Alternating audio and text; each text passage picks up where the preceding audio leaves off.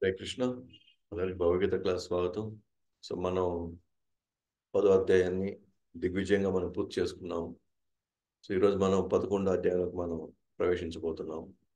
అయితే ప్రవేశించే ముందర 10వ అధ్యాయంలో ఉన్నటువంటి ఆ, అంశాలకి 11వ అధ్యాయంలో వచ్చే అంశాలకి మధ్య ఉన్నటువంటి లింక్ ఏంటి అంటే ఏవే అంశాలు 10వ అధ్యాయంలో నుంచి 11వ అధ్యాయంలోకి సంభాషణకి దారి తీస్తున్నాయి, ఏ అంశాలు దారి తీస్తున్నాయి అనేది మనం చూస్తాము. సో మనం 10వ అధ్యాయంలో మనకు తెలిసిందే క్లియర్గా మనం భగవంతుడి యొక్క విభూతుల్ని మనం తెలుసుకోవడానికి ప్రయత్నించాము. ఆ విభూతులు ఎందుకు తెలుసుకోవడానికి ప్రయత్నించాము, లేదా కృష్ణుడు ఎందుకు ఆ విభూతులు మనకి ఆయన వివరించడం జరిగింది. ఎందుకంటే అర్జునుడు ఒక ప్రశ్న వేశాడు, నిన్ను 24 గంటలు తలుచుకునేలాగా ఏదైనా సాధన ఏమైనా ఉందా, లేదా స్మరించేలాగా ఏదైనా ఏ విధంగా మేము స్మరించగలుగుతాం నిన్నప్పుడు. అప్పుడు నా విభూతులన్నీ ఉన్నాయి, నేను కేవలం ఒక అంశంతో ఈ విభూతులంటే నేను ఈ జగత్తులో నేను నిలుపుతున్నాను, సో అన్నిటినీ నేను పోషిస్తున్నాను అని కృష్ణుడు చెప్పడం జరిగింది. అయితే ఎప్పుడైతే ఈ 10వ అధ్యాయం 42వ శ్లోకంలో చివరి శ్లోకంలో అథవా బహునైతేన కిం నాతేన తవార్జున విష్టభ్యాహమిదం కృత్స్నం ఏకాంశేన స్థితో జగత్, ఎప్పుడైతే ఫైనల్ గా కృష్ణుడు చేసి ఈ సమస్తమైన జ్ఞానము యొక్క అవసరం ఏమున్నది, నా ఒక్క అంశం మాత్రం చేతనే నేను ఈ సమస్త విశ్వమును వ్యాపించి పోషిస్తున్నాను అన్నమాట. అంటే ఇంత వివరంగా నేను చెప్పాల్సిన అవసరం లేదు, ఇవన్నిటిని నేను పర్సనల్గా నేనే ఉండి ఇవన్నీ చేస్తున్నాను, వ్యక్తిగతంగా నేనే ఉండి ఇవన్నీ చేస్తున్నాను అని చెప్పాల్సిన అవసరం లేదు. నా ఒక అంశమే చూసుకునేదంతా కూడా, నా అంశం ఒకటే ఈ విభూతులన్నింటినీ ఆ, నడిపిస్తూ ఉంది, పోషిస్తూ ఉంది. సో కాబట్టి నా అంశం ఒకటి చాలు, ఆ దాని చేతనే మొత్తం భౌతిక జగత్ అంతా కూడా దివ్యమానంగా బ్రహ్మాండంగా ఇవన్నీ కూడా నడుస్తున్నాయి అని చెప్పినప్పుడు, ఇప్పుడు అర్జునుడికి ఒక కుతూహలత వచ్చిందనమాట. ఎలా నువ్వు వీటన్నిటిలో నుంచి ప్రవేశించి ఆ, ఈ సమస్తాన్ని పోషిస్తున్నావో, ఆ అంశం యొక్క ఒక రూపం, అంటే రూపం తెలుసుకోవాలనుకుంటున్నాడు అనమాట. ఎలా ఈ సమస్తాన్ని ఆయన నడిపిస్తున్నాడు. ఒక నిజం చెప్పాలంటే అదొక, ఎప్పుడైతే భగవంతుడు విభూతులు చెప్పాడో ఆ విభూతులు చెప్పంగానే తనకి ఆ విభూతులు ఆయన ఏ విధంగా ఆ విభూతుల్ని ఆయన మన ముందు ప్రదర్శిస్తున్నాడో, ఆ విభూతులున్న ఆ విభూతులన్నీ కూడా ఏ విధంగా మనకి అద్భుతంగాను సుందరంగాను ఉన్నాయో, వాటన్నిటిలో భగవంతుడు ఎలా పర్సనల్గా ప్రవేశించాడు అది తెలుసుకోవాలనుకోని చెప్పేసి అర్జునుడు తన యొక్క కుతూహలతని తను ప్రదర్శించాడు అనమాట. ఇప్పుడు చెప్పాలంటే అంతముందాకే కోరిక ఏం కాదు, అది యాక్చువల్లీ చెప్పాలంటే కోరిక కాదు అది. ఒక చెప్పాలంటే ఆల్రెడీ కృష్ణుడి ఎదురుగానే తన రూపంలో తనకి తన పక్కనే ఉండి తనకి జీవితాంతం తోడు నీడగా ఉన్నాడు. కాబట్టి తన ఎదురుగా ఉన్నప్పుడు అంతకంటే భగవంతుడికి కృష్ణుడు భక్తుడికి ఇంకేం అవసరం లేదు. ఎందుకంటే ఎదురుగా కృష్ణుడు ఆయనకు రూపం ఉంది, ఆ రూపంలో తాను ఎంతో తృప్తిగా ఉన్నాడు. కానీ ఎప్పుడైతే తాను విభూతులు అని చెప్పాడో, ఆ విభూతులు ఇదిగో నా విభూతులు ఇలా ఉన్నాయి, ఆ విభూతుల ద్వారా ఈ సమస్తము నడుస్తా ఉంది అన్నప్పుడు, అప్పుడు సరే నేనైతే నిన్ను ఈ విధంగా ఒక ఆకారంతో ఆ ఎంతో మన మధ్య ఎంతో సఖ్యత సంబంధాలతో ఒక వ్యక్తిగా నా ముందున్నావు, కానీ ఈ విభూతులన్నీ కూడా నువ్వే దగ్గర ఉండి నువ్వే నువ్వు అంటే నీ యొక్క వ్యక్తిగత ఆధీనంలోనే ఇవన్నీ నడుస్తున్నట్టు అలాంటిది ఏదైనా ఒక రూపంగా నువ్వు ఉంటే అది నేను చూడాలనుకుంటున్నాను అంటాడు అనమాట. అందుకే ఇక్కడ నా ఒక అంశం మాత్రమే నేను ఈ సమస్త విశ్వమును వ్యాపించి పోషిస్తున్నాను అన్నాడు. సో నేను వ్యాపించి పోషిస్తున్నాను అన్నాడు. సో వ్యాపించి పోషిస్తున్నానంటే ఎలా నువ్వు వ్యాపించున్నావు, తద్వారా నువ్వు ఎలా పోషిస్తున్నావు అంతా కూడా. ఎందుకంటే నాకు ఎదురుగా నువ్వు ఒక వ్యక్తిగా కనిపిస్తున్నావు. సో మరి ఈ వ్యక్తిగా ఉన్న నువ్వు ఎలా వ్యాప్తి చెందావు, ఎలా పోషిస్తున్నావు ఈ విభూతుల్లో అని చెప్పేసి ఆయనకు ఒక కుతూహలత ఏర్పడింది. క్యూరియాసిటీ అంటారు. ఇక్కడ యాక్చువల్గా అంతకుముందు ఆయనకేమి కోరిక ఏమి లేదు అర్జునుడికి. ఏది భగవుడి యొక్క ఈ రూపాన్ని చూడాలని. కానీ నేను వ్యాపించి పోషిస్తానన్నప్పుడే ఆ రూపం ఏదో నేను తెలుసుకోవాలనుకుంటా, ఆ రూపం ఏదో ఉంటే నేను తెలుసుకోవాలనుకున్నా అని చెప్పేసి అర్జునుడు ఇక్కడ ఆయన తన యొక్క తన తనలోనటువంటి ఆ కుతూహలతను ఆపుకోలేక చూడాలి. ఎందుకంటే భగవంతుకు సంబంధించింది ఏదైనా సరే తెలుసుకోవాలనేటువంటి ఆతృత భక్తులకు ఉంటుంది. అఫ్ కోర్స్ ఆయన ఆదేశాలు కృష్ణుడు ఆదేశాలు వినడానికి ఆతృత చూపించడంలో మనకేం ఇబ్బంది లేదు. కానీ కృష్ణ సంబంధించిన ఇంకేదైనా సరే ఇంకా ఎక్స్ట్రా ఇన్ఫర్మేషన్ కానీ అద్భుతాలు ఇంకేదైనా కొత్తవి ఏమైనా ఉంటే మనం ఎప్పుడైనా సరే ఏం చేస్తాం, అవి తెలుసుకోవడానికి మనం ప్రయత్నిస్తాం. మనకి ఇష్టమైన వ్యక్తి యొక్క అనేక విషయాలు ఇంకా ఇంకా వినాలి, ఇంకా వినాలి, ఇంకా చూడాలి అనేటువంటి భావన ప్రతి ఒక్కరికి ఉంటుంది. కాబట్టి అదే విధంగా కూడా అర్జునుడు కృష్ణుడి యొక్క ఏ కృష్ణుడు ఏ విధంగా ఇది వ్యాపించాడో, ఏ విధంగా ఇదంతా పోషిస్తున్నాడో ఇదంతా కూడా ఆయన చూడాలనేటువంటి ఒక ఆతృత కుతూహలత ఆయనలో ఏర్పడింది అనమాట. కాబట్టి అది మనకి ఈ 11వ అధ్యాయానికి మనకి ఆ అధ్యాయంలోకి ప్రవేశించడానికి ఇటువంటి ఈ వ్యాఖ్యలు అందులో అర్జునుడు ఏదైతే తెలుసుకోవాలనుకుంటున్నాడో సో అవి ఇప్పుడు 11వ అధ్యాయంలో అర్జునుడు కృష్ణుడు అడతాడు అనమాట. దయచేసి నాకు ఆ రూపాన్ని చూపించండి అని. ఇక్కడ కృష్ణుడు మాత్రమే చెప్పాడు ఇక్కడ నేను పోషించి వ్యాపించున్నాను అని. సరే వ్యాపించి పోషిస్తున్నాను. ఇప్పుడు అర్జునుడు ఆ వ్యాపించి పోషిస్తున్నటువంటి ఆ దాన్ని తీసుకొని అది నేను చూడాలనుకుంటున్నాను అని కృష్ణుడు అడగడం జరుగుతుంది అనమాట. అది మన 11వ అధ్యాయం యొక్క ఆరంభానికి దారితీస్తుంది అనమాట. కాబట్టి ఇప్పుడు మనం 11వ అధ్యాయంలోకి మనం వెళ్తాం అనమాట. సో 11వ అధ్యాయంలోకి ప్రవేశించాం. సో 1 నుంచి 4వ శ్లోకంలో అర్జునుడు కృష్ణుడిని విశ్వరూపం చూపించమని వేడుకుంటున్నాడు. యాక్చువల్గా డైరెక్ట్గా విశ్వరూపం అనేం కాదు, ఏ విధంగా నువ్వు వ్యాపించి ఉన్నావో, ఏ విధంగా నువ్వు అంతా పోషిస్తున్నావో సో ఆ రూపాన్ని నేను చూడాలనుకుంటున్నాను, లేదా ఎలా నువ్వు చేస్తున్నావో దాన్ని నేను చూడాలనుకున్నప్పుడు కోర్స్ తర్వాత ఇది ఎట్లా విశ్వరూపానికి దారితీస్తుంది కాబట్టి అందుకే మనం ముందుగానే విశ్వరూపం అనే పేరు ఇక్కడ వాడేసాం, ఆ పదాన్ని ఇక్కడ వాడేసాం అనమాట. చూద్దాం 11వ అధ్యాయం 1వ శ్లోకం. మదనుగ్రహాయ పరమాం గుహ్యతం అధ్యాత్మ సంగీతం యుక్తం వచస్తేన మోహోయం విగతో మమ.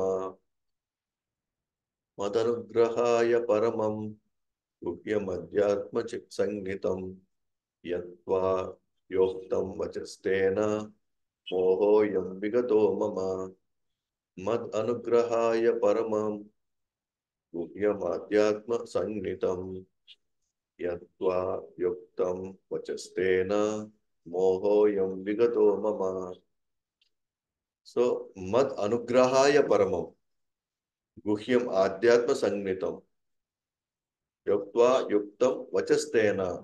మద్ అనుగ్రహాయ నా మీద నీ పరమైనటువంటి నీ అనుగ్రహాన్ని నా మీద కురిపించు. గుహ్యం ఆధ్యాత్మ సంగీతం ఈ రహస్యమైనటువంటి ఈ ఆధ్యాత్మికమైనటువంటి ఈ విశేషాలని నీ ద్వారా నీ ముఖం ద్వారా అంటే నీ ముఖం ద్వారా నేను వినాలని విన్నాను కాబట్టి వింటున్నాను కాబట్టి మోహయం మిగతో మమ నా మోహము తొలగింది. ఏంటి, తాను సమస్తాన్ని నేనే పోషిస్తున్నాను, మొత్తం నా యొక్క ఆధీనంలో ఉంది, నేనే నడిపిస్తున్నాను అనేటువంటి ఆ విషయాన్ని ఎప్పుడైతే తన విభూతుల ద్వారా ఎప్పుడైతే చెప్పాడో, అది విన్న తర్వాత అర్జునుడికి తన మోహం అంతా కూడా తొలగిపోయిందన్నమాట. ఇంతకుముందు మోహం ఏంటి? నేను శరీరాన్ని, నేను, నాది, నా బంధువులు. సో ఇటువంటి మోహం నుంచి ఆయన పూర్తి పడిపోయాడు. ఎస్, ఇదంతా కూడా దేవాదేవుడు శ్రీకృష్ణుడి యొక్క ఆధీనంలో మొత్తం నడుస్తా ఉందనేటువంటి విషయాన్ని తను తెలుసుకున్న తర్వాతే తనకి లోపల ఉన్నటువంటి ఆ భయము, ఆందోళన ఇవన్నీ పోయి మోహం నుంచి వెలిగిపోయాడు అనమాట. అందుకే మనం భావంలోకి వెళ్తే అర్జునుడు పలికాడు, ఈ పరమ రహస్యమైన ఆధ్యాత్మిక విషయముల గురించి నీవు కరుణతో నాకు చేసిన ఉపదేశాలను వినడం ద్వారా ఇప్పుడు నా మోహము తొలగిపోయింది. ఏంటి పరమ రహస్యం? ఎస్, నేను ఉండి ఇదంతా పోషిస్తున్నాను అనేటువంటి విషయం. ఎందుకంటే ఇప్పుడు దాకా మనందరికీ ఎవరో ఆ దేవాదేవుడు ఎవరో అనుకుంటున్నారు. ఇది ఎవరో ఒక దేవతలు ఎవరో ఒకరు ఉండి ఇదంతా నడిపిస్తున్నారు అనుకో ఉండొచ్చు. ఏదో ఒక నిరాకారమైనటువంటి శక్తి ఇదంతా నడిపిస్తుండొచ్చు. కానీ ఈరోజు స్వయంగా తానే చెప్పడం వల్ల, కృష్ణుడు తానే చెప్పడం వల్ల, ఎందుకు ఎవరు చెప్పగలుగుతారో ఆ విషయాల్ని? ఎవరైతే దీన్ని పోషిస్తున్నారో, దీన్ని సృష్టిస్తున్నారో వాళ్ళు చెప్పగలుగుతారు. సో అది అర్జునుడికి అర్థమైపోయింది. 7వ అధ్యాయం నుంచి 9వ అధ్యాయం దాకా సో కృష్ణుడు తానే ఉండి ఏ విధంగా ముఖ్యంగా 7వ అధ్యాయం 4వ శ్లోకం, 5వ శ్లోకం, 6వ శ్లోకంలో ఏ విధంగా తన భౌతిక జగత్తులోని ఈ పంచభూతాలు ఆ, ఇవన్నీ కూడా ఆయన ఎట్లా సృష్టిస్తున్నాడు, తాను ఏ విధంగా ఈ మొత్తం జగత్తుని తను ఎలాగా ప్రకృతిని ఆ తానే నడిపిస్తున్నాడో ఇవన్నీ మనకు చెప్తూ ఉన్నాడు. అందుకనే ఇప్పుడు చెప్పాడు, ఇప్పుడు దాన్ని చూపించాలి ఇప్పుడు ఆయన. కాబట్టి ఎవరో మూడో వ్యక్తి చెప్పాడు అనుకోండి ఈ విషయాలు నమ్మడానికి ఆ, కొంత సందేహాలు ఉంటాయి. కానీ కృష్ణుడే స్వయంగా చెప్పాడు అనుకోండి, అప్పుడు వాస్తవానికి మనం దాన్ని నమ్మడానికి ప్రారంభిస్తాం అన్నమాట. కాబట్టి ఇక్కడ నీవు కరుణతో, ఎందుకంటే నువ్వు నిరూపించుకోవాల్సిన అవసరం నీకు లేదు అసలు. కానీ మా మీద అనుగ్రహంతో నువ్వు చెప్పదలుచుకున్నావు కాబట్టి అది నీ కరుణ, అది నీ అనుగ్రహం అది. సో నువ్వే దగ్గరుండి, సో నువ్వు ఏ విధంగా పోషిస్తున్నావో, ఏ విధంగా వ్యాపించి ఉన్నావో, సో నువ్వే చెప్పడం వల్ల, డైరెక్ట్గా నేను వినడం వల్ల నా మోహము తొలగిపోయింది అని చెప్తున్నాను అనమాట. సో భాష్యంలోకి వెళ్తే ఈ 11వ అధ్యాయంలో అర్జునుడు కృష్ణుడి విశ్వరూపం చూసి ఎంతో వినమ్రంగా గౌరవంగా కీర్తిస్తాడు. కృష్ణుడు ఆయన యథార్థ రూపంలో తిరిగి వచ్చినప్పుడు ఎంతో తృప్తి చెందుతాడు. ఇప్పుడు ఫస్ట్ లో ఆయన ఆందోళన చెందుతాడు. అర్జునుడు విశ్వరూపం చూసి ఎంతో వినమ్రంగా గౌరవంగా కీర్తిస్తాడు. మొదట్లో భయం వేస్తుంది, ఆందోళన వేస్తుంది, అసలు ఈ రూపం ఎక్కడి నుంచి వచ్చింది, ఎవరిది ఈ రూపం అన్నట్టుగా. అందువల్ల చాలా వినమ్రంగా గౌరవిస్తూ కీర్తిస్తాడు అనమాట.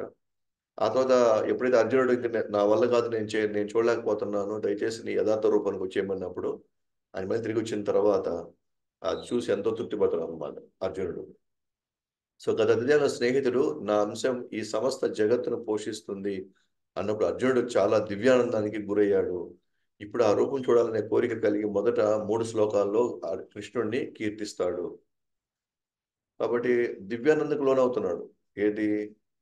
తాను ఏ విధంగా ఈ జగత్తును పోషిస్తున్నాడు అనేటువంటి ఆ విషయాన్ని తెలుసుకొని యాక్చువల్గా భక్తుడిగా అర్జునుడు ఎంతో సంతోషపడతాడు అనమాట, ఆనందానికి గురవుతాడు. ఎందుకంటే "ఓ, నా స్నేహితుడేనా ఇది మొత్తాన్ని తన విభూతులతో పోషిస్తున్నాడు అనే విషయం తెలుసుకున్నప్పుడు అర్జునుడు చాలా సంతోషపడతాడు అనమాట ఇక్కడ. ఇప్పుడు మొదటి 3 శ్లోకాల్లో వాస్తవానికి అర్జునుడు కృష్ణుని కీర్తిస్తాడు అన్నమాట. కీర్తిస్తూ ఆ రూపాన్ని చూడాలనేటువంటి తన కోరికని వెళ్ళబుస్తాడు. ఎందుకంటే ఏదైనా కానీ, ఎవరైనా కానీ, మనం ఒక సహాయం తీసుకోవాలన్నా సరే, లేదా వాళ్ళ దగ్గర నుంచి కొన్ని విషయాలు మనం తెలుసుకోవాలన్నా సరే, మంచి ఆ, విధానం ఏంటంటే ఫస్ట్ వాళ్ళని కొంచెం పొగడ్డం అనమాట. లేదా వాళ్ళు చేసిన దానికి కొంత మనం గుర్తించి వాళ్ళకి ఇచ్చే చిన్న అప్రిషియేషనే మొదటగా మనం స్టార్ట్ చేస్తే, సో ఎదుటి వ్యక్తికి కూడా మనకి ఏదో ఏదో ఒక విధంగా సహాయం చేస్తాను అనుకుంటాడు అనమాట. లేదా తను ఏదో చెప్పాలనుకుంటే ఏదో చెప్పుకుంటాడు. అలా ఇప్పుడు కూడా అర్జునుడు అంటే సో కృష్ణుడిని ఫస్ట్ కీర్తిస్తాడు. ఆ తర్వాత ఆయన దగ్గర నుంచి ఆ సమాధానం ఆయన ఆ, పొందుతాడనమాట సమాధానం. అందుకే ఇక్కడ మొదటి 1, 2, 3 శ్లోకాల్లో అర్జునుడు వాస్తవానికి కృష్ణుడిని కీర్తిస్తూ ఉంటాడు. అట్ ద సేమ్ టైం తనకు కావాల్సిన విషయం తాను అడిగి తర్వాత కృష్ణుడి చేత సమాధానం కూడా చెప్పించుకుంటాడు అనమాట. సో మోహం తొలగినది. మొదట కృష్ణుని సాధారణ వ్యక్తిగా పరిగణించిన అర్జునుడికి కృష్ణుడే సర్వానికి మూలమన్న విషయం సో తేటతెల్లమైంది. అంటే ఖచ్చితంగా సో నా మిత్రుడు ఈ స్థాయి వ్యక్తి అని మనం ఎప్పుడైనా మనకు అనుకుంటే మాత్రం డెఫినెట్గా మనం ఆనందానికి లోనవుతాం మనం. తను ఒప్పుకున్న మిగిలిన వారు ఒప్పుకోరు కదా, కావున విశ్వరూపం చూపిస్తామని విజ్ఞప్తి చేస్తాడు. వాస్తవానికి అర్జునుడికి 10వ అధ్యాయంలో దానికి అప్పటికే ఆయనకి అర్థమైపోతుంది. పరబ్రహ్మ పరంధామ పవిత్రం పరమం భవాన్. సో ఈ శ్లోకంతోనే అర్జునుడికి పూర్తిగా అర్థమైపోతుంది. ఆ తర్వాత 10వ శ్లోకం 10వ అధ్యాయంలో ఆయన అడిగేటువంటి విభూతుల్ని తర్వాత ఇప్పుడు ఆయన చూపించమని విశ్వరూపం యాక్చువల్గా అది అర్జునుడి కోసం అయితే కాదు. ఎందుకంటే మిగిలిన వాళ్ళు ఒప్పుకోరు కదా. నేనైతే ఒప్పుకుంటాను, కానీ నువ్వు దేవాదేవుడు అని నువ్వే సర్వం పోషిస్తున్నావని అది అందరూ తెలుసుకోవాలి. సో అందరూ కూడా దాన్ని చూడగలగాలి. సో కాబట్టి ఆ ఉద్దేశంతో అర్జునుడు అడుగుతాడే తప్ప వాస్తవానికి తనకైతే ఆ ఖచ్చితంగా కృష్ణుడు చూపించాల్సిందే అనేటువంటి ఇదిలో ఆయన లేడనమాట.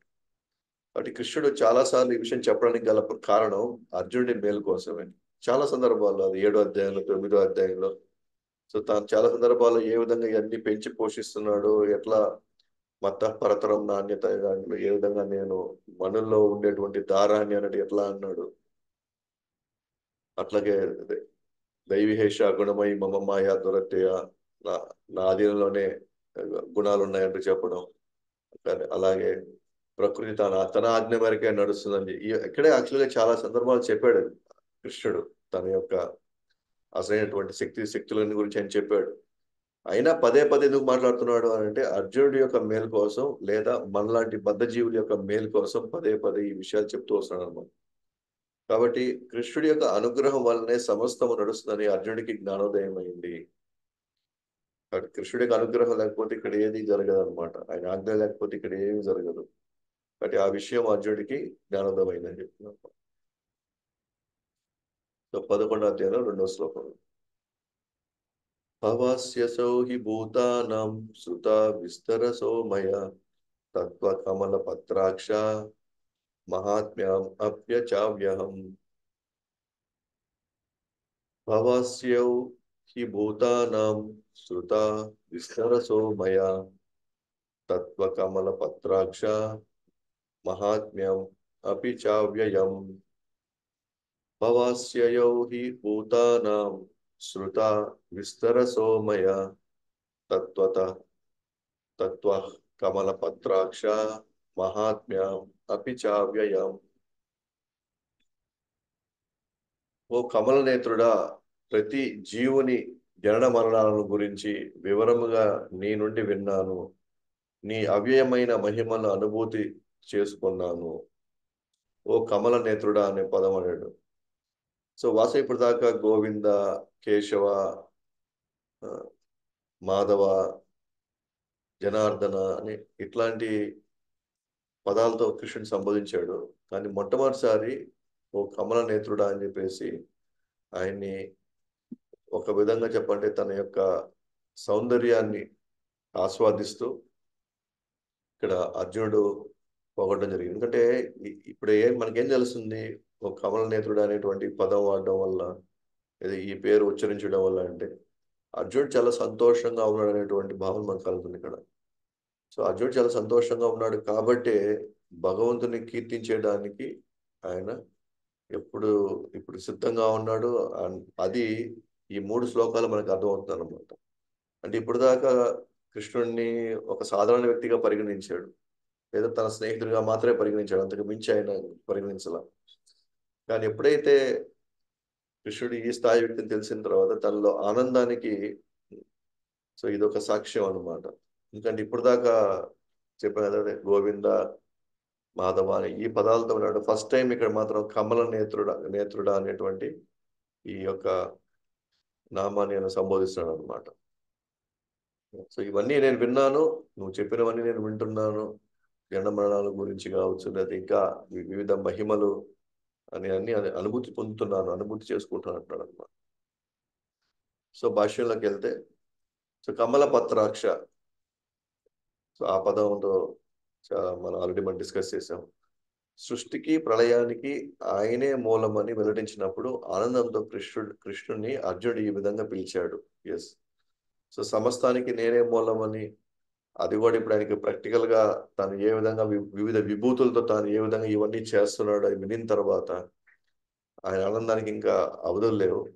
కాబట్టి ఆయన్ని ఈ కమల పత్రాక్ష అనేటువంటి ఈ నామాన్ని ఆయన పలుకుతున్నాడు అన్నమాట. కృష్ణుడిని ఆ విధంగా సంబోధిస్తున్నాడు. ఈ విషయం నీ ద్వారానే పలుమార్లు విన్నాను. ఏంటది? బాహ్యము నువ్వే, అంతర్గతము నువ్వే. బాహ్య శక్తులతో ఏ విధంగా ఈ భౌతిక సృష్టిని నువ్వు మెయింటైన్ చేస్తున్నావు, అలాగే నీ అంతర్గత శక్తులతో ఏ విధంగా ఆధ్యాత్మిక ప్రపంచాన్ని ఏ విధంగా నువ్వు నడుపుతున్నావు, అలాగే జీవులకు ఆది మధ్యము అంతము నువ్వే అని ఆల్రెడీ నువ్వు 10వ అధ్యాయంలో 20వ శ్లోకం చెప్పావు.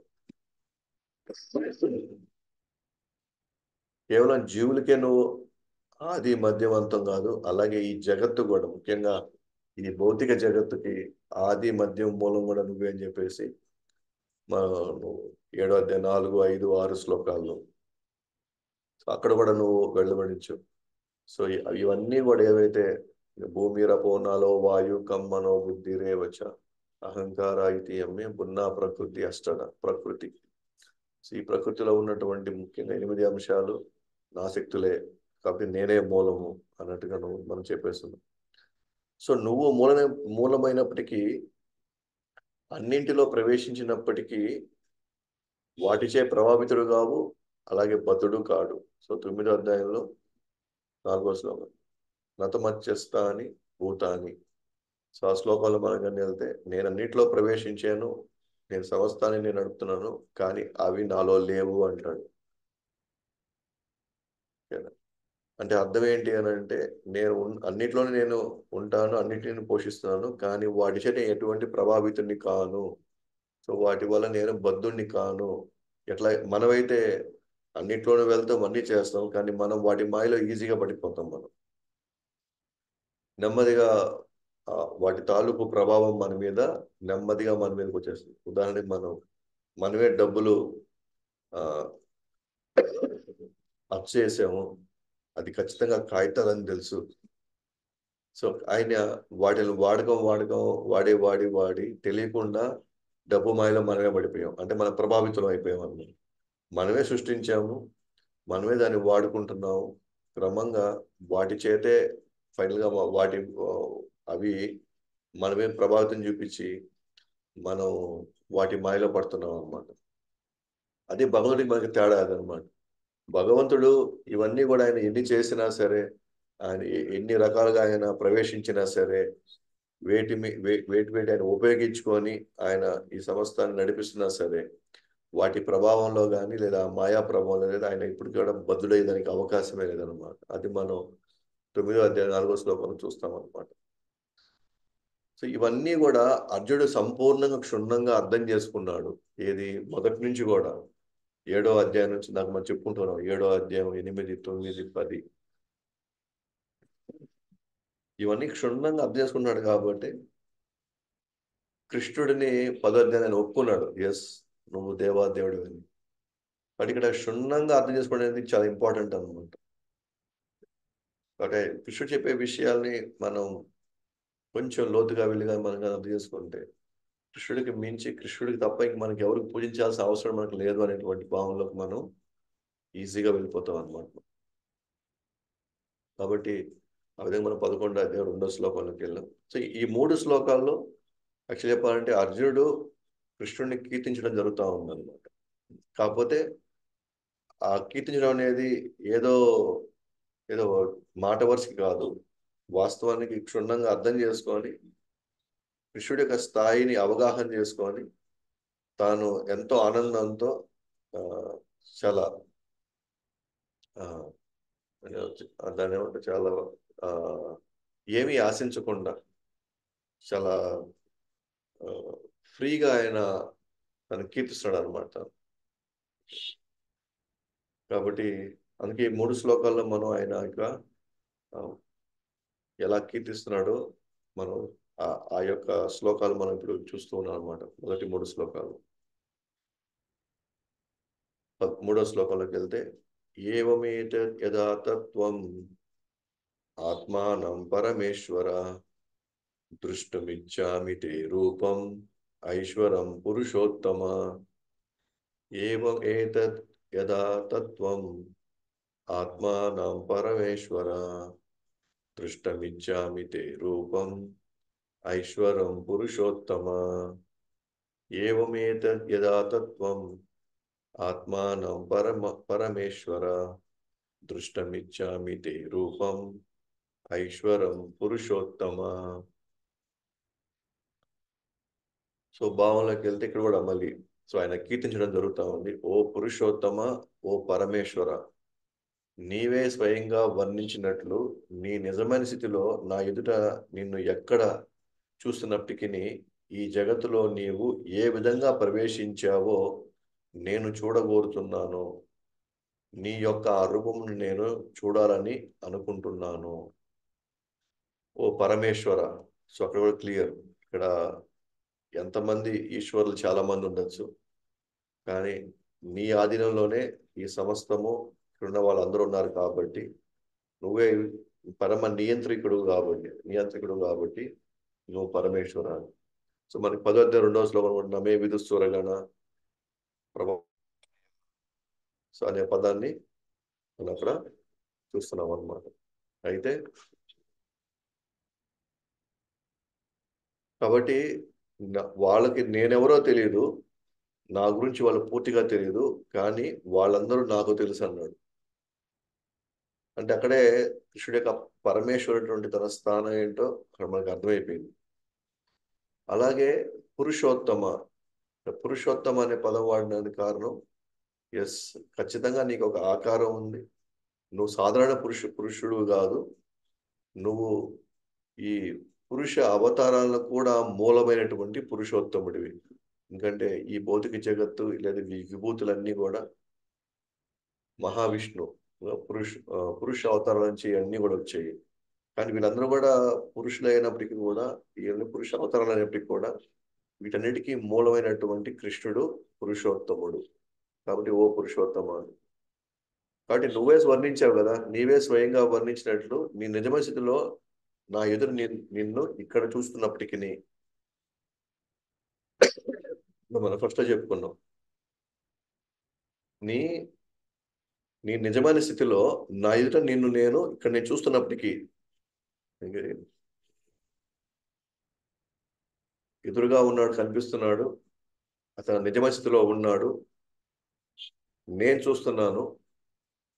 అయినా ఈ జగత్తులో నువ్వు ఏ విధంగా ప్రవేశించావో నేను చూడబోతున్నాను. అందుకని చెప్పాడు 10వ అధ్యాయం 42వ శ్లోకంలో వ్యాపించి పోషిస్తున్నాడు. అది ఎలా నువ్వు ప్రవేశించావు? ఉదాహరణకు మనం లాస్ట్ క్లాస్లో మనం చెప్పుకున్నాం, ఒక పాలులాగా ఉంది అంటే దాని యొక్క గుణగణాలు పోకుండా అవి కాపాడబడుతున్నాయి అంటే దాంట్లో భగవంతుడి యొక్క శక్తి ఉంది అంటే భగవంతుడు దాంట్లో ప్రవేశించాడు అంటున్నాం. అలాగే ఏదైనా సరే ఈ జగత్తులో భౌతిక వస్తువులన్నీ కూడా వాటి వాటి వాటి గుణాలు అవి వాటి గుణాలు అవి ప్రదర్శిస్తున్నాయి అని అంటే దాంట్లో భగవంతుడు ప్రవేశించాడు అని. ఆయన ఎలా ప్రవేశిస్తాడు? ఆయనకి స్వయంగా ఇప్పుడు ఆకారం ఉంది కదా, మరి ఆకారం ఉన్న వ్యక్తి ఏ విధంగా వ్యాపిస్తగలుగుతాడు అంటే మనం ఎగ్జాంపుల్ ఇచ్చేది సూర్యుడు. సూర్యుడు ఎక్కడో ఆకాశంలో తన స్థానంలో తాను ఉంటూ తన ప్రతి ఇంట్లోనూ ప్రవేశిస్తాడంటే ఏ విధంగా అర్థం చేసుకోవాలి? సో తన కిరణాలతో ప్రతి ఇంట్లో ప్రవేశిస్తాడు, ప్రతి పండులో ప్రవేశిస్తాడు, అలాగే ప్రతి జీవిలో ఆయన ప్రవేశిస్తాడు. కానీ ఆయన ఎక్కడో ఉన్నాడు, కానీ తాను వ్యాపించాడు. సూర్యుడు ఎట్లయితే వ్యాపించాడో, ప్రతి వస్తువులోకి ప్రతి అంశంలోకి ఎట్లా ఆయన వ్యాపించాడో, అట్లా ఇక్కడ అర్జునుడు ఆ, తన స్నేహితుడిని వినమ్రంగా అడుగుతున్నాడు అనమాట. నువ్వు నాకు కనబడే ఇక్కడ వ్యక్తిగా కనిపిస్తున్నావు, ఇవన్నీ నా విభూతులు అన్నావు. నా విభూతులు అదంతా ఒక అంశం చాలు, ఇవన్నీ చూసుకుంటుంది, మిగిలినంతా కూడా నా శక్తులే చూసుకుంటాయి అన్నప్పుడు, మరి నువ్వు ఎలా ప్రవేశించావు? నువ్వు జస్ట్ అది నేను చూడాలనుకున్నా, ఆ రూపం ఏదైనా ఉంటే ఆ రూపాన్ని చూడాలనుకుంటాను అనమాట. సో ఇక్కడ తన క్వశ్చన్ అడగడం ప్రారంభించాడు. మూడో శ్లోకంలో అడగడం ప్రారంభించాడు యాక్చువల్గా. అంటే భాష్యంలోకి వెళ్తే, నువ్వు నాకు వినిపించింది మొత్తం సత్యమని నమ్ముతున్నాను, నాకు ఎటువంటి సందేహం లేదు. ఎస్, నువ్వు చేస్తున్నావు కరెక్టే, బట్ ఎలా నువ్వు చేస్తున్నావు అది చూడాలనుకున్నా నేను. ఎలా నువ్వు చేస్తున్నావు, నువ్వు చేస్తున్నావు నేను నమ్ముతున్నాను, బట్ ఎట్లాగా, ఏ పద్ధతిలో నువ్వు చేస్తున్నావు, లేదా ఏ రూపంలో నువ్వు అసలు వీటన్నిటిని చేస్తున్నావు అది తెలుసుకోవాలనుకుంటున్నావు. నీ విభూతులని చూపిస్తూ ఉండేటువంటి అద్భుత రూపం చూచుటకు నాకు చాలా ఆసక్తిగాను ఆశగాను ఉంది. అదే ఈ విభూతుల్ని చూపిస్తూ ఉండేటువంటి ఏదైనా ఒక అద్భుతమైన ఒక రూపం ఏమైనా ఉంటే అది చూడ నాకు చాలా ఆసక్తిగా ఉంది, ఆతృతగా ఉంది, ప్లస్ ఆశగానూ ఉంది. కాబట్టి దయచేసి నాకు వెంటనే చూపించమని. వాస్తవానికి అదే అనుకున్నట్టుగా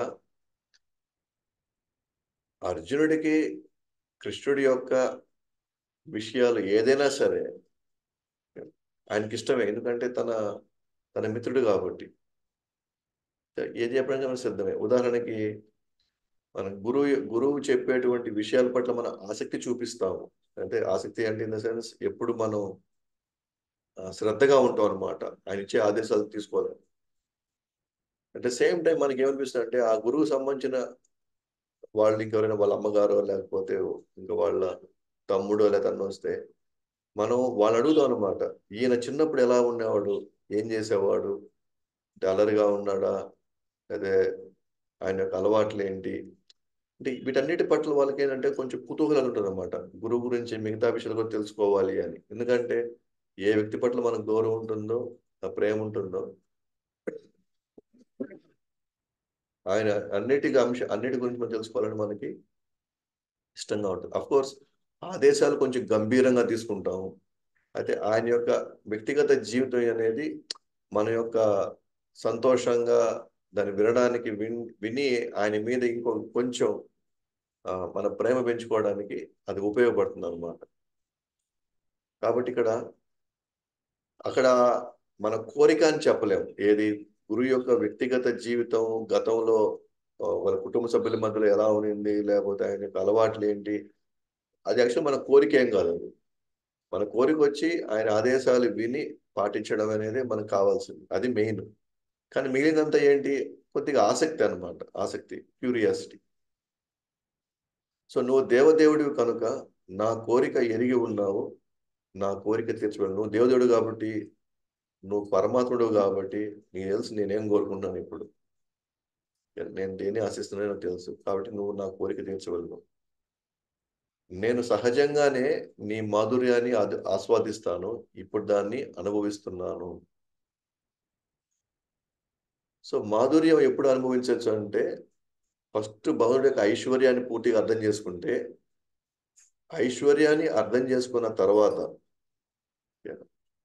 అప్పుడు ఆయన యొక్క లీలలు కానీ మనం కానీ విన్నాం అనుకోండి, అప్పుడు మనకి మాధుర్యాన్ని ఆస్వాదించడం ప్రారంభిస్తాం. ఉదాహరణకి మనం డైరెక్ట్గా లీలలోకి వెళ్ళిపోయాం అనుకోండి, లీలలు మాత్రమే విన్నాం అనుకోండి, ఇక కొంతవరకు మనం సంతోషపడతాము, కొంత ఆయన గురించి మనం ఆకర్షితులు అవుతాము. కానీ ఐశ్వర్యం వినిన తర్వాత, ఆయన యొక్క ఐశ్వర్యం వినిన తర్వాత మనం కానీ ఆయన లీలలు కానీ విన్నాం అనుకోండి, అప్పుడు మాధుర్యంలోకి ప్రవేశిస్తాం మనం. ఫస్ట్ డైరెక్ట్గా లీలలోకి వెళ్తే అంత మాధుర్యం రాదు, కానీ ఐశ్వర్యం వినిన తర్వాత లీలలోకి వెళ్తే మాధుర్యం వస్తుంది. ఉదాహరణకి ఇప్పుడు కృష్ణుడు అర్జునుడికి రథసారథిగా వచ్చాడు. రథసారథిగా వచ్చాడా, ఓకే, మంచిది, బాగుంది అని అక్కడితో మనం ఆపేస్తాం. కానీ దేవదేవుడు అంటే శ్రీకృష్ణుడు అనంత కోటి లక్ష్మిల్ని నిరంతరం సేవించేటువంటి ఆ కృష్ణుడు సమస్త లోకాలని పోషిస్తూ అన్నిటికీ మూలమై ఉండి అంతటి భగవంతుడు ఇప్పుడు వచ్చి ఒక రథసారథిగా అర్జునుడికి దగ్గరకు వచ్చాడు అని ఇవన్నీ ఐశ్వర్యం వినిన తర్వాత ఇప్పుడు వచ్చి ఆయన లీలగా విన్నాం అనుకోండి, ఆయన రథసారథిగా వచ్చాడంటే నిజంగా ఆయన కృష్ణుడి యొక్క ప్రేమ తన భక్తుల పట్ల ఎలా ఉంది అసలు చూడండి. కృష్ణుడు ఎంత విలువిస్తున్నాడో ఆ భక్తుడికి అని అనుకోండి. సో ఐశ్వర్యం వినిన తర్వాత మనం కానీ లీల కానీ వింటే అప్పుడు మనం మాధుర్యాన్ని ఆస్వాదించడానికి మనం చాలా చాలా ఇంట్రెస్ట్ చూపిస్తాం, చాలా ఆసక్తి చూపిస్తాం. అందువల్లే మనకి భాగవతంలో 2వ స్కందంలో ఫస్ట్ ఐశ్వర్యం వచ్చింది. ఎలా ఇదంతా కూడా సృష్టించాడు, ఎలా ఈ మొత్తాన్ని పోషిస్తున్నాడు, మొత్తాన్ని కూడా మళ్ళీ ఎలా లయం చేస్తున్నాడు, పోషించడానికి ఆయన ఎలా విశ్వరూపం తీసుకుంటున్నాడు, ఇవన్నీ వినిన తర్వాత ఇంతటి భగవంతుడు వచ్చి మన కోసం ఇక్కడ వచ్చి అనేక లీలలు చేస్తున్నాడా, ఆ లీలలో భాగంగా ఆయన ఎన్నో సంబంధాలు పెట్టుకుంటున్నాడా, తనకు తానే మర్చిపోయి తన భక్తుల కోసం తాను ఏవైనా చేయడానికి తను సిద్ధపడుతున్నాడా అనేటువంటి ఈ విషయాలు తెలుసుకున్నప్పుడు అప్పుడు మనం యాక్చువల్ చేయకుండా దాన్ని అనుభవించడం ప్రారంభిస్తాం అనమాట. ఆస్వాదిస్తాము, తర్వాత అనుభవించడం ప్రారంభిస్తాం. ఎస్, నేను సహజంగా నీ మధురాన్ని ఆస్వాదిస్తున్నాను. ఎస్, అర్జునుడు ఏడో అధ్యాయం నుంచి 10వ అధ్యాయం దగ్గర అర్జునుడికి అర్థమైపోయింది కృష్ణుడి యొక్క ఐశ్వర్యం ఏంటని. అంతటి భగవంతుడు వచ్చి మా కోసం, మా జీవితాల్లో భగవంతుడు వచ్చి ఇన్ని రకాలైనటువంటి సంబంధాలతో మాతో ఎన్నో లీలలు పంచుకున్నాడా అని విన్నప్పుడు అప్పుడే యాక్చువల్గా అర్జునుడు మాధుర్యాన్ని ఆస్వాదిస్తున్నాడు. అందుకే నేను దాన్ని అనుభవిస్తున్నానని చెప్పేసి ఇక్కడ అర్జునుడు చెప్తున్నాడు అనమాట. వాస్తవానికి ఈ కోరిక అర్జునుడి కోరిక కాదు, కేవలం ముందు తరాలకు కృష్ణుడు మాత్రమే దేవుడు అనే పరమ సత్యం స్థాపించడం కోసం అని ఆయనకి తెలుసు. ఎస్, కృష్ణుడికి బాగా తెలుసు ఇది యాక్చువల్గా అర్జునుడి కోరిక ఏం కాదు. అందుకని అర్జునుడికి విశ్వరూపం చూపించి లేకపోతే ఈ విభూతుల్ని ఎక్స్ప్లెయిన్ చేయాల్సిన అవసరం లేదు అసలు. అది యాక్చువల్గా అర్జునుడి కోరికే కాదు అసలు. కాబట్టి ముందు తరాలకి కృష్ణుడు మాత్రమే దేవాదేవుడు అనేటువంటి విషయం లేదా ఆ సత్యాన్ని స్థాపించడం కోసం వాస్తవానికి అర్జునుడు మన కోసం ఈ ప్రశ్నలు వేస్తున్నాడు అనమాట. కాబట్టి పురుషోత్తమ లేకపోతే ఆ పరమాత్ముడు క్లియర్గా తెలుసు అర్జునుడికి కోరిక లేదు, కేవలం యొక్క కుతూహలత ఉంది.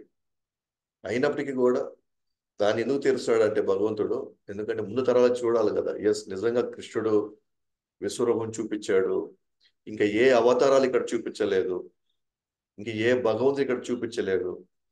సో విశ్వరూపం చూపించినటువంటి ఏకైకమైనటువంటి భగవంతుడు ఎవరు? కృష్ణుడు.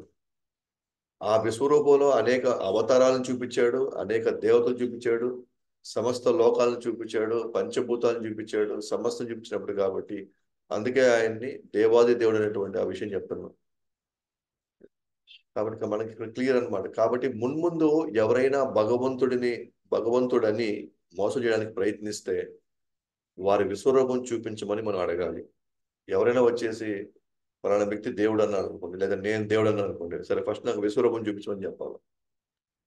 సో విశ్వరూపం కానీ చూపించగలిగితే అప్పుడు మనం ఒప్పుకోవచ్చు అనమాట ఆయన దేవాదేవుడు. అట్లా కాకుండా నేను వచ్చేసి బూడిద తీస్తాను, నేను వచ్చి కొంచెం బంగారు తీస్తాను, నేను వచ్చి కొన్ని మాయ మంత్రాలు లేకపోతే కొన్ని అద్భుతాలు చూపిస్తాను అంటే అది మనకు అవసరం లేదు. ఎందుకంటే ఎంతో మంది యోగులు, పెద్ద పెద్ద సిద్ధులు, వాళ్ళ విన్యాసాలు, వాళ్ళు కూడా ఏమో కావాలంటే అది చేయగలుగుతారు వాళ్ళు. ఇవన్నీ చేయడానికి భగవంతుడు అవసరం. నిజంగా భగవంతుడు అని మనం నిరూపించుకోవాలంటే విశ్వరూపం ఫస్ట్ చూపించి తర్వాత మనం నిరూపించాలన్నమాట. కానీ విశ్వరూపం చూపించకుండా నేను భగవంతుడు అన్నానంటే మనం నమ్మడానికి లేదు. మనం క్లియర్గా మనం చెప్పుకోవచ్చు అనమాట. విశ్వరూపం కేవలం కృష్ణుడు తప్ప ఇంకెవరు చూపించలేదంటే నిజంగా కృష్ణుడు వాటన్నిటికీ తాను ఆధారంగా ఉన్నాడు అనమాట.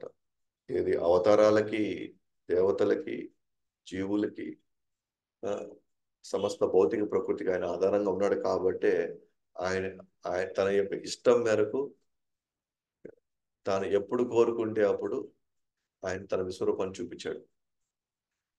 వ్యాసుడు ఈ మొత్తం భాగవతం కాదు, ఈ మొత్తం వేదాల్లో కృష్ణుడికి మాత్రమే భగవద్గీత లేదా భగవాన్ ఉవాచ అనేటువంటి ఈ పదాలు వాడాడు అని అంటే, అలాగే యోగేశ్వర అనే పదం వాడాడు అని అంటే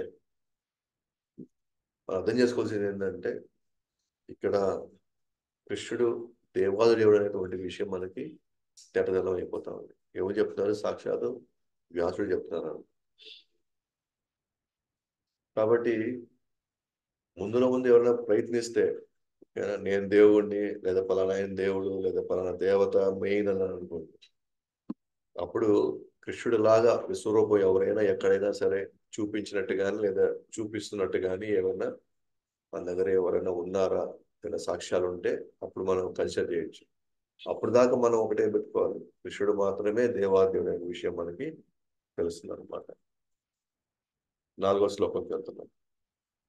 మన్యసే యది తచ్చక్యం మయా దృష్టమితో ప్రభు యోగేశ్వర తతో మే త్వం దర్శయాత్మన అవ్యయం. మన్యసే యది తచ్చక్యం మయా దృష్టమితి ప్రభు యోగేశ్వర తతో మే త్వం దర్శయాత్మనం అవ్యయం. మన్యసే యది తచ్చక్యం మయా దృష్టమితి ప్రభు యోగేశ్వర తతో మే త్వం దర్శయాత్మానం అవ్యయం. 4వ శ్లోకంలో, హే ప్రభు యోగేశ్వర, నీ జగత్ రూపమును చూడడానికి నేను సముద్రుని నీవు తలిస్తే దయచేసి ఆ అపరిమితమైనటువంటి విశ్వరూపం నాకు చూపవలసింది. ఇప్పుడు మరి హే ప్రభు యోగేశ్వర. సో యోగేశ్వర అంటే నేను యోగ్యుడు అని నువ్వు అనుకుంటే, నాకు నిజంగా అర్హతగా నాకు కానీ ఉంటే, లేదు ఒకవేళ నాకు లేకపోయినా సరే నువ్వు నాకు ఆ యోగ్యత కల్పించు. ఒకవేళ నాకు ఆ యోగ్యత లేకపోతే నువ్వు నాకు యోగ్యత కల్పించలేదు, నాకు అర్హత ఇవ్వు నాకు నీ జగత్ రూపం చూడడానికి. ఇక్కడ అంతా కూడా అర్జునుడు వినమ్రంగా భగవంతుని కీర్తిస్తూ, సో భగవంతుడి యొక్క ఆ రూపాన్ని చూపించమని చెప్పేసి ఆయన వేడుకుంటున్నాడు అనమాట ఇక్కడ. కాబట్టి యోగేశ్వర అంటే ఎస్, నేను కోరుకుంటున్నాను, నాకు కొంచెం ఆశగా ఉంది చూడాలని. నేను సమర్థుడు అయితే నాకు చూపించు ఫస్ట్. అంటే ఇక్కడెక్కడ డిమాండ్ లేదు, ఇక్కడెక్కడ ఆర్డర్ లేదనమాట. చూపిస్తావా నాకు చూపించాల్సిందే అనే విషయం లేదు ఇక్కడ. నేను సమర్థుడు నువ్వు తలిస్తే దయచేసి నాకు ఆ రూపాన్ని చూపించన్నాడు. ఒకవేళ లేకపోతే నీ అనుగ్రహంతో నువ్వు నాకు ఆ యోగ్యత నాకు కల్పించగలుగుతావు. మొత్తానికైతే నువ్వు ఎలా ప్రవేశించావో ఎలా పోషించావో అది మాత్రం నేను చూడాలనేటువంటి ఆకాంక్ష అయితే బలంగా ఉంది ఇప్పుడు. ఎలాగైతే కృష్ణ గురించి లేదా తెలుసు బాగా, అంటే మనకు బాగా బంధువుల గురించో లేదా స్నేహితుల గురించి ఇంకా చెప్పండి, ఇంకేం తెలిసే చెప్పండి అంటాం. అలా ఇక్కడ కూడా అంతే. సో కృష్ణ గురించి ఎంత తెలుసుకోవాలనుకోండి, ఇంకా ఇంకా ఇంకా ఇంకా తెలుసుకోవాలనేటువంటి తన యొక్క ఆతృత మనకి ఇక్కడ బాగా కనబడతా ఉంది ఇక్కడ. కాబట్టి ఆ రూపం ఏదైనా ఉంటే నేను చూడాల్సిందే.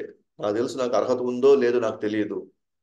ఒకవేళ ఉంటే దయచేసి చూపించు, లేకపోతే నువ్వే నీ అనుగ్రహంతో నాకు అర్హత కల్పించి ఎట్లయినా సరే నాకు ఆ రూపం చూసేలాడుగా నువ్వే నాకు కావాల్సినటువంటి ఆ అంటే ఫెసిలిటీ, అర్హత లేకపోతే ఆ పరిస్థితులు నువ్వే నాకు కల్పించాలని చెప్పేసి కృష్ణుడు సరే, అర్జునుడు కృష్ణుడు అడుగుతున్నాడు అనమాట. సో భాష్యంలోకి వెళ్తే, ఆ రూపం చూచుటకు తనకు అర్హత ఉన్నదా అని అర్జునుడు ఈ శ్లోకంలో అడుగుతున్నాడు. ఒకవేళ నాకు అర్హత ఉన్నట్లయితే, మీకు అనిపిస్తే ఆ రూపం ఉన్నట్లని మీకు అనిపిస్తే నాకు అర్హత ఉంది అని, నాకు అర్హత లేకపోయినా నీ అనుగ్రహ శక్తి ద్వారా నాకు అర్హత కల్పిస్తుందని భావిస్తున్నాను. నాకు లేకపోయినా నీ అనుగ్రహ శక్తి నాకు అర్హత కల్పిస్తుందని. అంటే యోగ్యత. భౌతిక భౌతిక ఇంద్రియాలతో కృష్ణుడి దివ్య రూపంను మనం అర్థం చేసుకోలేము. ఎస్, ఈ కళ్ళతో మనం కృష్ణుడిని లేదా ఆయన యొక్క రూపాన్ని మనం అర్థం చేసుకోలేము. మొదటి నుండి విశుద్ధ భక్తియుత సేవలో ఉన్న వారికి మాత్రమే శబ్దంలో భగవంతుని చూడగలుగుతాము. వాస్తవానికి విశుద్ధ భక్తియుత సేవలో ఉన్నవాళ్ళు ఎవరు కూడా భగవంతుడి యొక్క విశ్వరూపం చూడాలనుకోరు. భగవంతుడి యొక్క విశ్వరూపం చూడాలనుకోరు. ఎందుకంటే భగవంతుడి యొక్క శ్యామసుందరుడి మేఘ నీల మేఘ శ్యామైనటువంటి శ్యామసుందర రూపంలో ఎంతో అందంగా, సుందరంగా, ఎంతో ఆహ్లాదంగా ఉన్నటువంటి ఈ రూపాన్ని వదిలేసి ఎవరు కూడా విశ్వరూపం చూడాలనుకొని ఎవరు కోరుకోరు. అని ముఖ్యంగా భక్తితో సేవలు ఉండే వాళ్ళు అస్సలు కోరుకోరు. అయినా కూడా వాళ్ళు శబ్దంలో భగవంతుని చూడగలుగుతారు. అంటే వాళ్ళు మాట్లాడే మాటల్లో నుంచి, భగవంతుడి యొక్క వర్ణనలో నుంచి వాళ్ళు భగవంతుని ఆల్రెడీ దర్శించుకుంటారు. దాన్ని అంటారు శ్రవణంతో దర్శించడం అని. అంటే వాళ్ళ కళతో చూడడం చూడడం మాత్రమే అది దర్శనం అని కాదు వాళ్ళకి. వాళ్ళు చెవుల ద్వారా విని విని విని ఆ రూపానికి ఆ రూపాన్ని కూడా వాళ్ళు తలుచుకోగలరు, వాళ్ళు దర్శించుకోగలుగుతారు. ఉదాహరణకి రుక్మిణి అమ్మవారు బ్రాహ్మణుడు ద్వారా కృష్ణుడి గురించి విని విని విని, సో కృష్ణుడిని ఆమె ప్రేమించడం ప్రారంభించింది. అల్టిమేట్గా కృష్ణుడిని పెళ్లి చేసుకుందాం కూడా. రూపం ఆమె ఎలా ఎలా కనుక్కుంది ఈయన కృష్ణుడు అని. ఎందుకంటే వాళ్ళు వచ్చి చెప్పడంతో ఈమె ఆ శబ్ద రూపంలో భగవంతుని ఆల్రెడీ ఆమె చూసేసింది. అంటే విశుద్ధ భక్తి సేవలో ఉన్నవాళ్ళు లేదా శుద్ధ భక్తిలో సేవలో ఉన్నవాళ్ళు వాళ్ళ శబ్ద రూపంలో భగవంతుని దర్శించేసుకుంటారు. వాళ్ళకి ప్రత్యేకంగా నాకు దర్శనం ఇవ్వవా అని అడగరు అనమాట.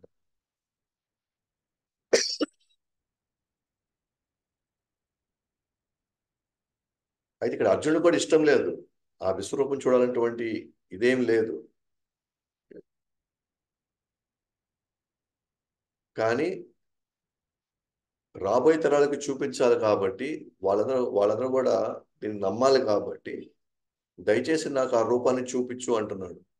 వాస్తవానికి అర్జునుడికి యాక్చువల్గా అర్హత లేదు ఏది ఆ విశ్వరూపం చూపించడానికి. ఎందుకంటే అర్జునుడు శుద్ధ భక్తుడు కాబట్టి తన కళ్ళు ఆల్రెడీ ప్రేమాంజనచూరిత భక్తి విలోచనేన, అంటే ప్రేమతో నిండిన కళ్ళు కాబట్టి అది వాస్తవానికి ఎప్పుడు కూడా కృష్ణుడి యొక్క రూపాన్ని చూడాలి, ఏది శ్యామసుందర రూపాన్ని చూడాలనేటువంటి కుతూహలత ఉంటుంది, లేదా ఆతృత ఉంటుంది, లేదా బలమైన కోరిక ఉంటుంది. ఎప్పుడు ఆ ద ఆ రూపంతో వీళ్ళకి ఈయనకి సంబంధం లేదా ఈయనకి ఇష్టం తప్ప, యాక్చువల్ చెప్పాలంటే విశ్వరూపం చూడాలని యాక్చువల్గా ఆయనకి ఏం లేదు అది వాస్తవానికి. అందుకే యాక్చువల్ చెప్పండి, ఇప్పుడు అర్జునుడికి అర్హుడైనా నిజంగా విశ్వరూపం చూడడానికి ఆయన అర్హుడా అంటే యాక్చువల్గా అర్హుడు కాదు. యాక్చువల్గా ఓవర్ క్వాలిఫైడ్ అనమాట. అర్జునుడు ఓవర్ క్వాలిఫైడ్, క్వాలిఫికేషన్ కాదు. ఆయన నేను క్వాలిఫై అయితే దయచేసి నాకు విశ్వరూపం చూపించమండి అని అడుగుతున్నాడు. వాస్తవానికి అర్జునుడు ఓవర్ క్వాలిఫైడ్ అనమాట. ఎందుకంటే శ్యామసుందర రూపం అనేది యాక్చువల్గా దివ్య రూపం అయింది, విశ్వరూపం అనేది భౌతిక రూపం. విశ్వరూపం అనేది భౌతిక రూపం. వాస్తవానికి దానికి శాశ్వత రూపం లేదు. మనం ఆల్రెడీ భాగవతం చెప్పుకున్నాం మనం. విశ్వరూపం అనేది ఊహాజనికమైనది. ఈ సమస్త విశ్వానికి ఆకారం ఇస్తే లేదా ఒక రూపం ఇస్తే ఆ రూపమే విశ్వరూపం. దానికి శాశ్వతమైనటువంటి అది శాశ్వతమైన రూపం కాదు, దానికి శాశ్వతమైనటువంటి స్థానం కూడా లేదు. వాస్తవానికి అర్జునుడు ఇక్కడ తన ఓవర్ క్వాలిఫై ఉన్నాడు అనమాట ఆ రూపం చూడడానికి. కాబట్టి నేను అర్హుడినా అంటే ఇక్కడ తన ఒక వినమ్రతగా తెలుస్తుంది.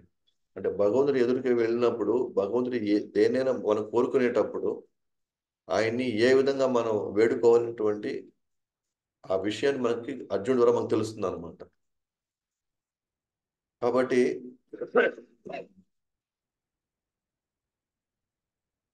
అనంతమైన భగవంతుడిలోని ఒక అంశమైన మనం ఆయన్ని పరిపూర్ణంగా ఎలా అర్థం చేసుకోగలుగుతాం? ఆయనైతే అనంతము, మనం అణువు.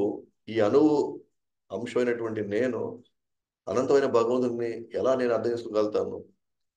ఇది తెలుసుకున్న అర్జునుడు కేవలం మాటలతో వివరిస్తే ఎవరు నమ్మరు కనుక భగవంతుడే వెల్లడిస్తే ఆయన అనుగ్రహంతో అర్థమవుతుంది అనుకున్నాడు. ఎస్, మనకి ఎప్పుడు భగవంతుడు అర్థమయ్యేదానికి అవకాశమే లేదు. కాబట్టి కేవలం మాటలు చెప్తే నేను విశ్వలో నేను నా విభూతులు ఇవి, నేను సమస్తం వ్యాపించాను పోషిస్తున్నానంటే ఎవరు నమ్మరు. కాబట్టి దయచేసి నువ్వు మాటలతో కాకుండా నువ్వు నీ అనుగ్రహంతో ఈ రూపంతో నువ్వు కానీ వెల్లడించగలిగితే రేపు రానున్న రోజుల్లో రానున్న తరాలు ఇంకా వాళ్ళకి మనం నిరూపించాల్సిన అవసరం రాదు అని చెప్పేసి దానికోసం అర్జునుడు వచ్చేసి విశ్వరూపం చూపించమంటాడే తప్ప సో తనకైతే ఏమాత్రం అసలు, ఎందుకంటే ఆయనకి ఆల్రెడీ మాధుర్య ఆయన అందాన్ని మాధుర్యాన్ని ఆస్వాదిస్తున్నాడు కృష్ణుడి యొక్క సాంగత్యంలో. కాబట్టి విశ్వరూపం అనేది యాక్చువల్గా అది భక్తుడు కోరుకునేటువంటి అది రూపం కాదనమాట.